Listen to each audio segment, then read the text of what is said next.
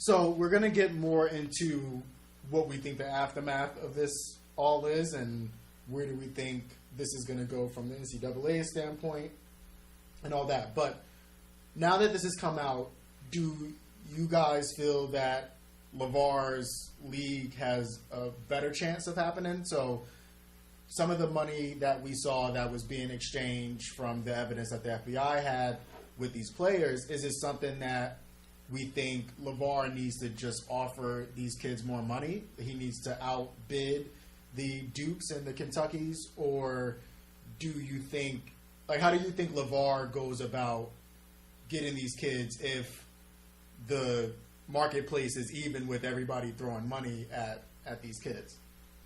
I mean, I think he could benefit greatly off of this situation here, because like he mentioned before, the players, the athletes inside college, they should be getting paid. I feel like if the school is making money off of them, I feel the athletes should be getting paid for it. So I feel like with LaVar Ball case, I think he could benefit greatly off of the situation only if he plays his cards right.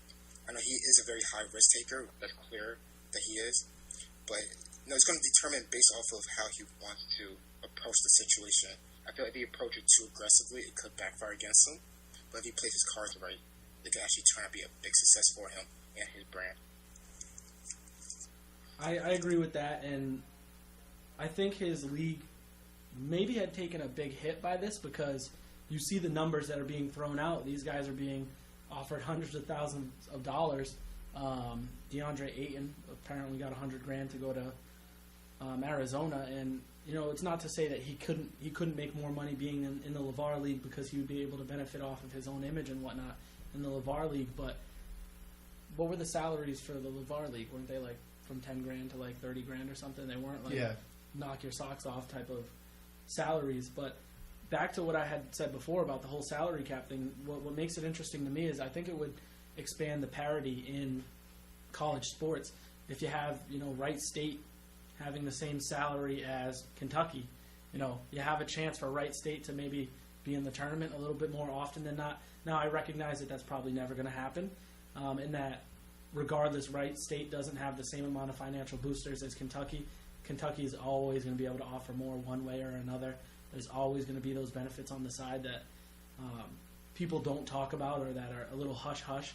But I think it could, make the parity a little bit better and make a good product, maybe even a little better.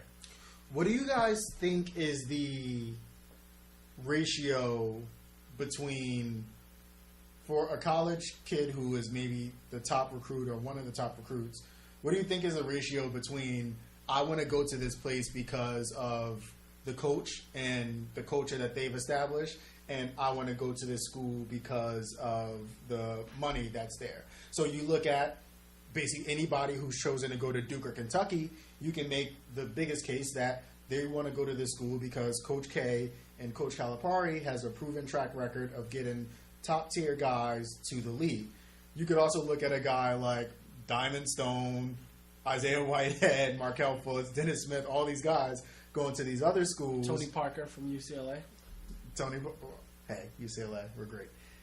Going to these other schools where they may not have as big of a name, but especially when you look at this and you see that the money was coming in, it's like, all right, it makes sense why a kid from Washington, D.C. would go all the way to Seattle to play college basketball for a year when, the money was there versus staying local, Georgetown, Maryland, Yeah, if you look at the roots of it, it's like, how the fuck did Kentucky and like Kansas become national powerhouses?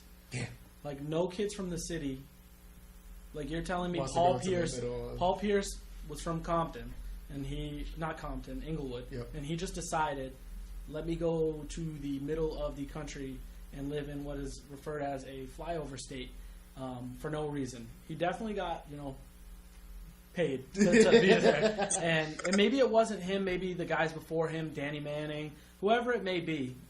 Those guys, there's got to be another reason for them to end up at those schools than it just being Kansas. Allen Fieldhouse is great and all. It's top 5 college basketball environments. People would say even top 3. It's always loud. 14 straight, Big 12 titles. But at the end of the day, I don't want to live in Kansas. Yeah, and I think that speaks actually a lot to what you were saying about if there was this universal cap that everybody had, that you would see people going to, it would just even the playing field out. So you'd see people going to a lot more of these schools, and I think what it would then turn into is maybe system, playing time, coach, things like that, more than it would be, well, I'm going to go to this school because they're going to pay me, whereas maybe this school isn't. But another question I have for you guys on this is, how do you feel hearing this if you're a college basketball player and you didn't get paid? I'll be furious. Because I'm watching everyone else get paid and not me. Like, I would actually be pretty upset about it. That's my opinion. It also depends on who you are as a player.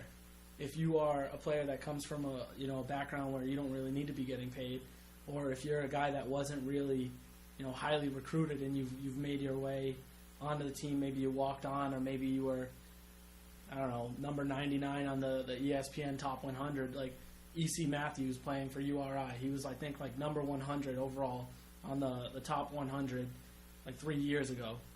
I can't imagine he got any shekels to go to URI. Yeah. I feel like they were just the ones that recruited him the hardest. But I'd be ripshit.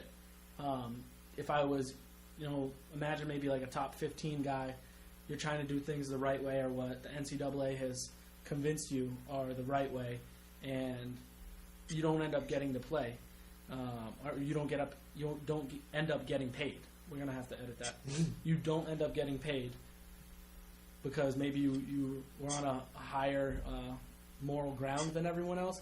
But at the end of the day, I feel like you always have to do what's best for you and your family, and that's why I can't really hate on some of these kids that go overseas. They'll go to like Maccabi Tel Aviv and get paid some money to go play there, and maybe it doesn't work out for them in the long run, but at the time, it's you always have to try to do what's best for you and your family.